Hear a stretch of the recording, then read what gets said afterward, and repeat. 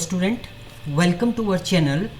Computer organisation architecture के tutorial में आज हम लोग देखेंगे modes of data transfer. Data transfer mainly आपका होता है जब आप फेरिफेरल डिवाइस से डेटा मेमोरी में सेंड करते हैं या मेमोरी से फेरिफेरल डिवाइस में आपका जाता है इनपुट आउटपुट इन सभी पे, तो वो तो डेटा ट्रांसफ़र होता है। आप कितने टाइप से आप उस डेटा को ट्रांसफ़र कर सकते हैं वो हमारा है डेटा ट्रांसफ़र मोड की। So mode of data transfer is a computer organization and architecture refer to the different methods by which data can exchange between the central processing unit and peripheral device. CPU और peripheral के बीच में आपको data को transfer करना है तो उसके different mode होते हैं, डिफरेंट तरीके से आप सेंड करते हैं जिसको हम लोग बोलते हैं mode of data transfer. These mode serves specific purpose in managing data flow with in a computer system. Computer system के अंदर ये सारे जो मोड ऑफ ट्रांसफ़र होते हैं एक प्रॉपर वे में आपका डेटा मैनेज करके आपका फ्लो करता है, तो इसलिए इसको बोलते हैं एक स्पेसिफिक पर्पस ऑफ मैनेज करता है आपका डेटा को। There are 3 different mode of data transfer. Data transfer के आपके 3 डिफरेंट मोड हैं जिसमें प्रोग्राम इनपुट आउटपुट मोड है, interrupt initiated input output mode है और डायरेक्ट मेमोरी एक्सेस है DMA आपका। ये थर्ड टाइप का आपका मोड ऑफ डेटा ट्रांसफ़र है। तो सबसे पहले प्रोग्राम इनपुट आउटपुट की हम लोग बात करते हैं। तो program input output use the input output instruction written in the computer program. Computer program में आप इंस्ट्रक्शन राइट अप करते हैं, इनपुट आउटपुट इंस्ट्रक्शन लिखते हैं, उसके थ्रू आपका प्रोग्राम इनपुट आउटपुट इंस्ट्रक्शन जो है वो परफॉर्म होते हैं आपके।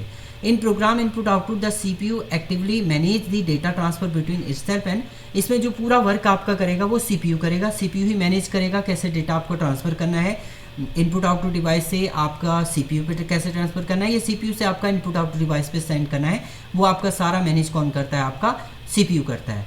द CPU पोल्स और check the status of the input output and transfer data between the memory and device as need. CPU ही सब कुछ कर रहा है, पोल्स भी वो चेक करेगा, आपका स्टेटस भी चेक करेगा एंड उसके बाद आपका डेटा जो है वो डिवाइस और मेमोरी के बीच में ट्रांसफ़र होता है। एडवांटेज की हम लोग बात करते हैं। Program input are simple to implement, ये इजीली आपका इम्प्लीमेंट हो सकता है। Require very little hardware support, hardware support की भी बहुत कम हमें ज़रूरत होती है। CPU check status bit periodically, इसमें सारा जो है CPU पीरियोडिकली चेक करता है, बिट वाइज बिट आपका चेक करेगा। डिसएडवांटेज क्या है इसके, the processor has to wait for a long time for input output module to be ready for either transmission और रिसिप्ट ऑफ डेटा। इसमें बहुत टाइम तक प्रोसेसर को वेट करना पड़ता है रिसीव करने के लिए डेटा और ट्रांसफ़र करने के लिए, ये एक ड्रॉबैक है इसका। The performance of the entire system is severely degraded, मतलब इसकी जो परफॉर्मेंस, ओवरऑल परफॉर्मेंस की बात करें तो अदर जो भी आगे आप पढ़ेंगे उसकी तुलना में इसकी क्या है, बहुत लो है आपका परफॉर्मेंस। दूसरा आता है आपका interrupt initiated input output. Interrupt driven input output, the CPU initiate the input output operation and then continue with other task. यहाँ पर जो भी टास्क आपका करेगा इसमें भी CPU ही, बट आपका जो वर्क एक्चुअल में होगा वो इंटरप्ट ड्रिवन के थ्रू होगा। When an input output operation is completed the input output device generate N interrupt. उस समय जैसे ही आपका कोई इनपुट आउटपुट ऑपरेशन परफॉर्म होगा तो इनपुट आउटपुट डिवाइस जो है एक इंटरप्ट जनरेट कर देगा जिसके through causing the CPU is suspended its current task and the handling the interrupt by the service दी। जैसे उसके बाद क्या है, CPU उसको सस्पेंड कर देगा जैसे इंटरप्ट जनरेट हुआ, दैट मीन्स वो कंप्लीट हो चुका है। CPU न्यू टास्क को परफॉर्म करता है इंटरप्ट ड्रिवन के अंदर। अब कैसे ये वर्क करता है, CPU इज रीड कमांड, सबसे पहले CPU इंस्ट्रक्शन परफॉर्म करेगा रीड कमांड से, then start execution other program को execute, check for interruption at the end of the each instruction में आपका इंटरप्ट जनरेट हुआ है नहीं हुआ है तो वो कंटिन्यू करेगा, अगर हो गया है on interrupt the process interrupt by fetch data and store it. अगर इंटरप्ट जनरेट हो गया तो वो प्रोसेस को फैच कर लेगा और स्टोर कर लेगा। See operation system note and then start working on the program it was executed. अब उसके बाद आपका एग्जीक्यूशन परफॉर्म करेगा नेक्स्ट इंस्ट्रक्शन के लिए। एडवांटेज क्या है, it is faster and more efficient than program input output, इससे पहले जो हमने पढ़ा था उससे फास्ट है ये। Require very little hardware support, इसमें हार्डवेयर सपोर्ट भी आपका कम चाहिए।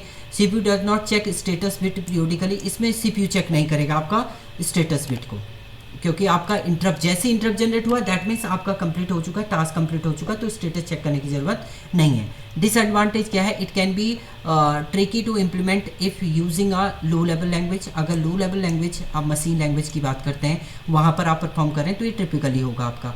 It can be tough to get various piece of work well together, अगर आपको बहुत सारे वर्क एक साथ परफॉर्म करने तो उस समय ये प्रॉब्लम आपका जनरेट करेगा। And hardware manufacture operating system make usually implemented it, आपको हार्डवेयर मैन्युफैक्चर ऑपरेटिंग सिस्टम का मेकर यूजुअली इम्प्लीमेंटेड, वो इम्प्लीमेंट आपका हर समय होगा जैसे माइक्रोसॉफ्ट में आपका होता है। तो ये इसके कुछ डिसएडवांटेज भी हैं। तो ये दो टाइप के आपके क्या हैं, डेटा ट्रांसफ़र मोड हैं। नेक्स्ट में हम लोग डीएमए को चेक करेंगे। तो ये दो आपके थे, एक प्रोग्राम था, एक आपका इंटरप्ट इनिशिएट। प्रोग्राम तो आपका जनरल वे में यूज होता है। इंटरप्ट क्या करता है, आपका जैसे एक टास्क पर कंप्लीट हो जाता है उसके बाद इंटरप्ट आपका जनरेट हो जाए, दैट मीन्स वो टास्क आपका कंप्लीट हो चुका है। इसके बाद डीएमए में क्या होता है, आपका कंट्रोल जो पूरा करेगा वो सीपीयू ना करके आप डीएमए करेगा, डायरेक्ट मेमोरी एक्सेस, यानी आपका माइक्रो प्रोसेसर के थ्रू आपकी तरह आपका ये वर्क करेगा। डीएमए जो है वो टास्क पूरा परफॉर्म करता है, एज अ सीपीयू की तरह वर्क करेगा डीएमए। तो ये हम लोग नेक्स्ट ट्यूटोरियल में पढ़ेंगे। Thank you student.